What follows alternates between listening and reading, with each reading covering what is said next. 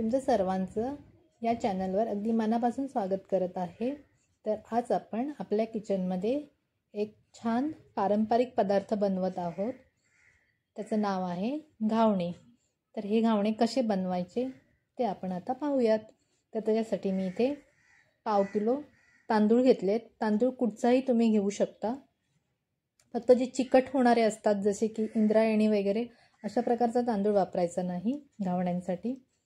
तर हे तांदूळ मी पाव किलो घेतलेत आणि स्वच्छ धुवून रात्रभर मी 7 ते 8 तास पाण्यामध्ये भिजत ठेवले आहेत, कारण मला दुसऱ्या दिवशी नाश्त्यासाठी घावणे बनवायचे आहेत म्हणून। तर तांदूळ आपले छान भिजले आहेत। तर एका मोठ्या मिक्सरच्या भांड्यामध्ये मी परत एकदा स्वच्छ धुवून तांदूळ काढून घेतले आणि थोडंसं पाणी टाकून छान अगदी बारीक वाटून घेतले आणि ते मिश्रण एका टोपामध्ये काढून त्याच्यामध्ये पाणी ॲड केले आणि चवीपुरतं मीठ घातले आणि व्यवस्थित पातळसर असं हे मिश्रण मी बनवून घेतलं आहे। अगदी जास्त जाड पण नाही बनवायचं आणि अगदी पातळ पण नाही बनवायचं। जाड बनवलं तर घावणे आपले जाड येतात आणि पातळ बनवलं तर घावणे पॅनला चिकटून बसतात, पटकन निघत नाहीत। तर मिश्रण जे आहे ते बरोबर व्यवस्थित झालं पाहिजे। तर आता मी इथे एक पॅन ठेवले। पॅन गरम झाल्यावर त्याच्यावर तेल लावून घेतले। तेल लावून झाल्यावर हे मिश्रण मी अगदी असं अलगद त्याच्यावर सोडून घेतले आणि 1 मिनिटासाठी आपण हा घावणा झाकून ठेवायचा। 1 ते 1.5 मिनिट झाल्यावर उघडायचं आणि आपला आता घावणा बघा रेडी आहे।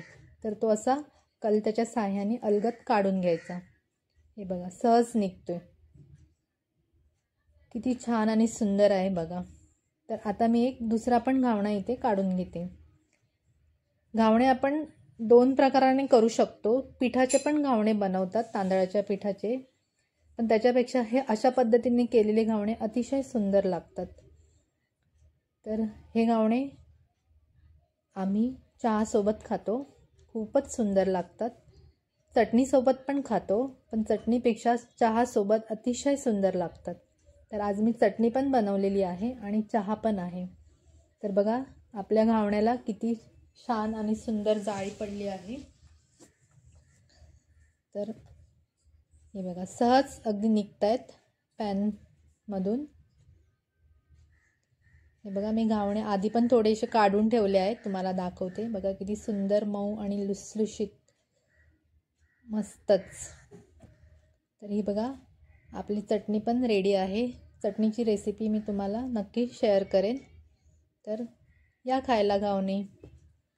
व्हिडिओ तुम्हाला नक्कीच आवडला असेल तर मग लाईक पण करा, शेअर करा, सबस्क्राईब पण करा। तुम्हाला एक टिप्स सांगते, घावण्यावर झाकण ठेवून घावणे काढल्यामुळे घावणे दोन्ही साईडने अगदी छान शिजतात। घावण्याला परतून शिजवायची गरज नाही। चला तर मग आता परत भेटूया एका सुंदर